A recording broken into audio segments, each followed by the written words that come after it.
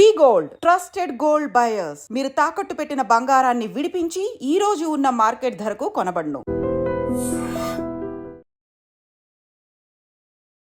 అందరికీ నమస్కారం. నేను Swaroopa Potlapalli. Welcome to iDream. Social media ఎవరినైనా ఓవర్ నైట్లో స్టార్స్ని చేసేస్తూ ఉంటుంది. అలా ఇప్పటికే మనం చాలా మందిని చూసాం. ఒక్క డైలాగ్తో కుమారి ఆంటీ ఫేమస్ అయిపోయింది. సింగర్ బేబీ కావచ్చు, ఇప్పుడు చూస్తే ఈ మోనాలిసా కావచ్చు.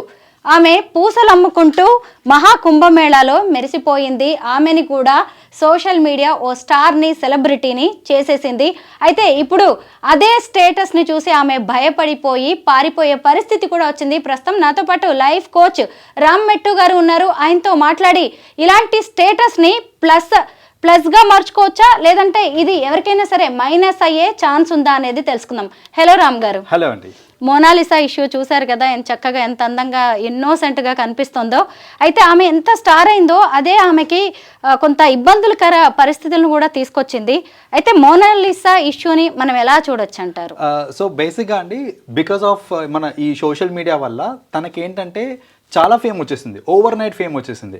అందరూ ఏంటంటే ఇంత బ్యూటిఫుల్గా ఉంది ఈ అమ్మాయి అనేసి ఆమెతోటి ఫొటోస్ దిగడము, వీడియోస్ దిగడము, ఇవన్నీ చేయటం వల్ల ఫేమ్ వచ్చేసింది. అయితే ఇక్కడ ఒక విషయం ఏంటంటే అండి, మనం తీసుకోవాల్సింది అంటే ఈ ఫేమ్ని పాజిటివ్గా తీసుకోవచ్చు, నెగిటివ్గా మీరు అన్నట్టు రెండూ ఇచ్చేసుకోవచ్చు.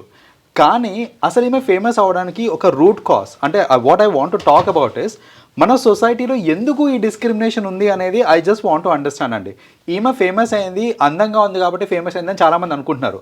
కాదండి, ఈమె అందంగా ఉంది ఇన్స్పైట్ ఆఫ్, అంటే పువర్ ఫ్యామిలీ బ్యాక్గ్రౌండ్ నుంచి వచ్చి కూడా అందంగా ఉంది అని అంటే జనాలకి ఏంటంటే గరీబోళ్ళు గలీజ్గానే కనిపించాలి, ఓన్లీ డబ్బున్నోళ్ళు మాత్రమే అందంగా కనిపించాలని ఒక నోషన్ ఉంది మనకి.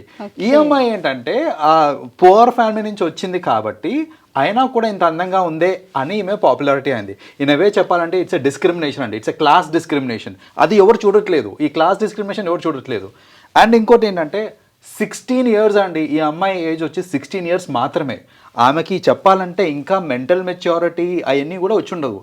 అలాంటిది ఈ ఫేమ్ వచ్చేసి అందరు ఆమెతో ఫోటోలు దిగుతూ ఉంటే డెఫినెట్గా she can't handle it properly. I don't want to mention the name of a reporter or something, but నేను ఒకటి రీసెంట్గా చూశానండి, ఒక ఇంటర్వ్యూ చూశాను. ఒక రిపోర్టర్ ఈమె ఏం క్వశ్చన్స్, 16 years ఓల్డ్ అండి ఈమెను అడిగే క్వశ్చన్స్ ఏంటంటే, నీకు ఇంతమంది ఫోటో దిగుతూ ఉంటే నీకు ఎలా అనిపిస్తుంది, నీకు బాయ్ ఫ్రెండ్ ఉన్నాడా, ఉంటే నీకు ఎలాంటి బాయ్ ఫ్రెండ్ కావాలి, నీకు సినిమాలు అంటే ఇష్టమా, నీకు ఏ హీరోయిన్ అంటే ఇష్టము, ఇలాంటి క్వశ్చన్స్ అని అడుగుతూ ఉంటే అంటే తెలియకుండా మనం ఏంటంటే ఈ అమ్మాయికి లేని ఆశలు రేపుతున్నాం. అంటే నేను కూడా ఒక హీరోయిన్ లాగా ఉన్నానా, నేను కూడా సినిమాల్లోకి వెళ్తానా. నిజంగా చెప్పాలంటే ఈ సోషల్ మీడియాలో వచ్చే దీనివల్ల ఆమెకు అది క్రియేట్ అవుతుంది. కానీ అందమైన అమ్మాయిలకి కొరవలు లేనేలేదు, చాలామంది ఉన్నారు, వాళ్ళందరూ ఫేమస్ అవ్వట్లేదు. ఈమె ఎందుకు ఫేమస్ అయిందంటే నేను చెప్పిన ఇందాక రీజన్ వల్ల. సో బికాస్ అంటే ఇదే లుక్స్ తోటి ఈ అమ్మాయికి రేపు పొద్దున ఆఫర్స్ రాలేదనుకోండి, ఎంత హార్ట్ బ్రేకింగ్ అది. అనవసరంగా లేని కోరికలు పుట్టించి ఆమె చేయాల్సిన పని కూడా మానేసి ఇంకోటి ఏదో చేసి అది రాణించలేక ఇవన్నీ కూడా అయ్యే ఛాన్సెస్ ఎక్కువ ఉన్నాయి. ఇంకోటి, వాళ్ళు ఇట్లాంటి మాలలు అమ్ముకుంటూ ఏదో కొంత డబ్బు సంపాదించుకుంటున్నారు. ఈ జనాలందరూ ఏంటంటే వాళ్ళు చేసే పని కూడా అడ్డుపడి మాలలు అమ్మనియకుండా ఆమెనే చెప్పింది ఏంటంటే, నేను ఫేమస్ కాకముందు నాకు ఇంత డబ్బు వచ్చేది, కానీ ఇప్పుడు అందరూ ఏంటంటే నా దగ్గరకు వస్తున్నారు, ఫోటోలు దిగుతున్నారు, కానీ ఎవ్వరూ కొనట్లేదు, అసలు ఇవి కొనట్లేదు, నా బిజినెస్ తగ్గిపోయింది అంటున్నారు. అది ఏ లెవెల్కి తీసుకెళ్ళిపోయారంటే వాళ్ళ పేరెంట్స్ ఇంకా ఇదంతా భరించలేక మళ్ళీ వాపస్ ఇంటికి పంపించేసి ఇంట్లో పెట్టారు భద్రంగా అమ్మాయిని. సో ఇక్కడ ఏంటంటే మరీ ఇంత విచ్చలవిడి చేయొద్దండి. సరే బాగుంది, చూడ్డానికి బాగుంది, అంత ఫైన్. విచ్చలవిడిగా చేసేస్తే ప్రాబ్లం ఏంటంటే ఓవర్ నైట్ స్టార్ అవుతారు, కానీ దాన్ని కరెక్ట్గా హ్యాండిల్ చేయలేకపోయారని అంటే అది వేస్ట్, వాళ్ళ ఫ్యూచర్ ఎఫెక్ట్ అవుతుందండి. నిజంగా బాలీవుడ్ డైరెక్టర్ ఒక ఆయన సనోజ్ మిశ్రా ఈమెకి సినిమా ఛాన్స్ ఇస్తున్నారనే వార్తలు కూడా వస్తున్నాయి. అయితే నిజంగా ఒకవేళ బాలీవుడ్కి వెళ్ళే ఛాన్స్ ఉంటే అది ఆ అమ్మాయికి ప్లస్ అంటారా, మైనస్ అంటారా? ఎందుకు అంటే ఇలా చాలామంది ఓవర్ నైట్లో స్టార్స్ అయిపోయి ఆ తర్వాత ఏమైపోయారు కూడా కనిపించని పరిస్థితి. దీన్ని ఈ అమ్మాయి ఎలా వాడుకోవచ్చు? సో ఇక్కడ ఈ అమ్మాయి అందంగా ఉంది కాబట్టి, బాగుంది కాబట్టి, ఎలాగో సోషల్ మీడియాలో ఫేమస్ అయింది కాబట్టి ఒక ఆప్షన్ వచ్చింది, లైక్ బాలీవుడ్ నుంచి ఒక ఆప్షన్ వచ్చింది. కానీ బాలీవుడ్లో రాణించాలి అంటే యాక్టింగ్ స్కిల్స్ ఉండాలి, ఇంకా చాలా స్కిల్స్ ఉండాలండి, డైలాగ్ డెలివరీ అని ఎన్నో ఉంటాయి మనకి. ఉట్టి అందంగా ఉంటే సరిపోదు, ఉంటే ఎంతోమంది హీరోలు అయిపోయేవాళ్ళు. సో ఇప్పుడు ఈ ఛాన్స్ వచ్చింది కదా అని దీన్ని పాజిటివ్గా తీసుకుని ఇదంతా పాజిటివ్ పరిణామం అనేసి అలా అనుకోవడానికి లేదండి. మేబీ ఛాన్స్ దాన్ని ఆమె కరెక్ట్గా యూటిలైజ్ చేసుకొని ఆమెకి టాలెంట్ ఉంది అని అంటే ఉపయోగపడుతుంది. కానీ టాలెంట్ లేదు, జస్ట్ బికాస్ ఆఫ్ ఈ వచ్చిన టెంపరీ హైప్ వల్ల ఆమె కనుక సినిమాల్లోకి వెళ్ళింది అని అంటే మీరన్నట్టే ఎంతోమంది వస్తూ ఉంటారు పోతూ ఉంటారు, అందులో ఏమి కూడా ఒకటి అయిపోతుంది. అసలు మహాకుంభమేళా జరుగుతోంది ఉత్తరప్రదేశ్లోని ప్రయాగ్రాజ్లో. అక్కడ ఈమె పూసలు అమ్ముకుంటుంది. మధ్యప్రదేశ్లోని ఇందోర్కి చెందిన అమ్మాయి మోనీ భోస్లే తిను అలా మోనాలిసాగా పేరు పెట్టుకుంది తను సోషల్ మీడియా అకౌంట్కి.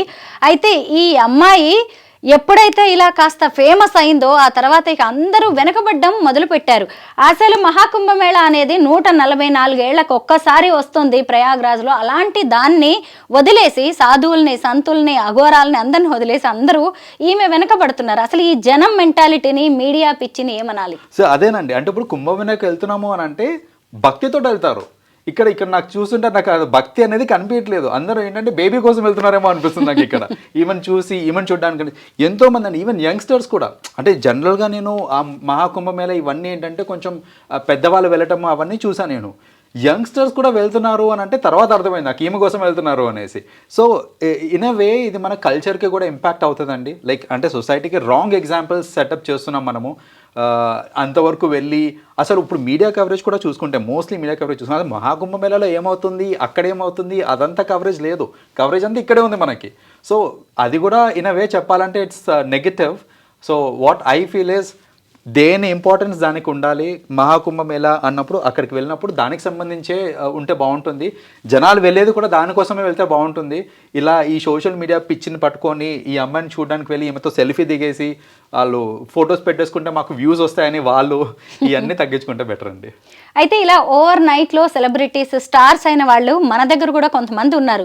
ఒక్క డైలాగ్తో కుమారి ఆంటీ హైటెక్ సిటీ ఏరియాలో ఆమె మంచిగా నాన్ వెజ్ ఫుడ్ అమ్ముతూ ఉంటుంది. ఆమె కూడా అలాగే ఫేమస్ అయ్యారు. ఆమెకు కూడా చాలా సినిమా ఆఫర్స్ కావచ్చు, కామెడీ షోస్కి కూడా ఆఫర్స్ వచ్చాయి. అంతకుముందు బేబీ అనే సింగర్ కూడా కూలీ పనులు చేసుకునే ఆమె, ఏపీకి చెందిన ఆమెకు కూడా కొన్ని అవకాశాలు వచ్చాయి. ఆ తర్వాత ఆవిడ ఏమైందో తెలియదు. అలాగే హౌస్ కీపింగ్ చేసే ఇంకొక సింగర్ జ్యోతి అనే ఆమెను కూడా సోషల్ మీడియా స్టార్ని చేసేసింది.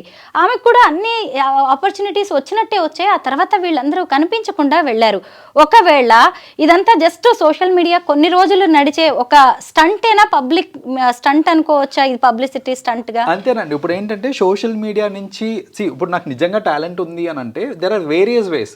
నేను స్టార్ అవ్వాలని అంటే దెర్ ఆర్ సర్టన్ షోస్. ఆ షోస్కి వెళ్ళి మన టాలెంట్ని మనం డిస్ప్లే చేసుకొని అలా ఒక ప్రాపర్ ఛానల్ ఉంటుంది. ఆ ఛానల్ని మనం ఫాలో అవ్వాలి. ఆ ఛానల్ ఫాలో అవ్వకుండా ఈ సోషల్ మీడియాకి ఏంటంటే ఇట్ ఈస్ వెరీ పవర్ఫుల్ అండి. సోషల్ మీడియా ఎవరినన్నా ఫేమస్ చేసేస్తారు వాళ్ళు. అసలు టాలెంట్ లేకపోయినా కూడా ఫేమస్ చేసే ఛాన్సెస్ ఉంది. సో అలాంటి వాళ్ళు ఫేమస్ అయ్యి టాలెంట్ లేక మళ్ళీ ఇబ్బంది పడి వాళ్ళ రెగ్యులర్ లైఫ్కి కూడా ఇదైపోయే ఛాన్సెస్ ఉన్నాయి. లైక్ నేను కొన్ని చూస్తూ ఉంటానండి సోషల్ మీడియాలో. వాళ్ళు ఏంటంటే అసలు టాలెంట్ అనేది కనపడదు మనకి. ఏంటంటే just social media through famous అయిపోయారు, వాట్ ఎవర్ ఇట్ ఈస్. అలా ఫేమస్ అయ్యి తర్వాత చూస్తే వాళ్ళకి ఫ్యూచర్లో ఉంటారంటే ఉండరు. ఎందుకు ఉండరు అంటే బికాస్ టాలెంట్ లేదు కాబట్టి. So social media through talent ఉన్న వాళ్ళకైతే సరే ఎంతో కొంత పాజిటివ్ అవుతుంది. టాలెంట్ లేకున్నా వాళ్ళకి హైప్ ఇస్తున్నారు అని అంటే డెఫినెట్గా ఫ్యూచర్లో వాళ్ళకి ఇంపాక్ట్ పడుతుంది, నెగిటివ్ ఇంపాక్ట్ పడుతుందండి. సో ఐ రిక్వెస్ట్ ఇలాంటివి జరగడం వల్ల పర్సనలీ చాలామంది ఇబ్బందులు అవుతూ ఉంటుంది వాళ్ళకి. సో ఇది దృష్టిలో పెట్టుకొని మనం నడుచుకోవాలండి. నిజమే, మీరు చెప్పింది కరెక్టే. పాపులర్ అయ్యి తర్వాత అడ్రస్ లేకుండా పోయిన వాళ్ళు చాలా మంది ఉన్నారు. అయితే తాము చేస్తున్న పనులను కూడా వదిలేస్తుంటారు వాళ్ళు. ఏదో స్టార్స్ అయిపోయాము అని కొద్ది రోజుల తర్వాత అసలు పట్టించుకునే వాళ్ళే ఉండరు. అలా సెలబ్రిటీ స్టేటస్ ఓవర్ నైట్లో వచ్చే వాళ్ళకి మీరు ఇచ్చే సలహా ఏంటి?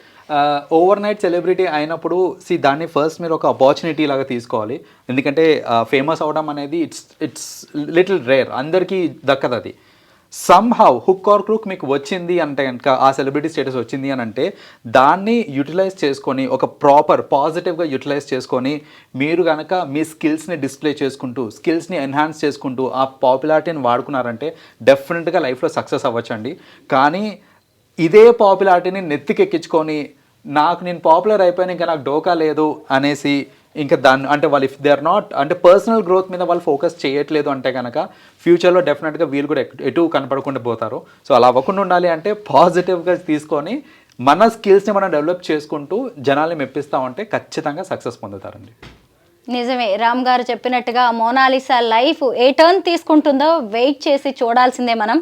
Thank you so much Ram గారు. థ్యాంక్ యూ అండి.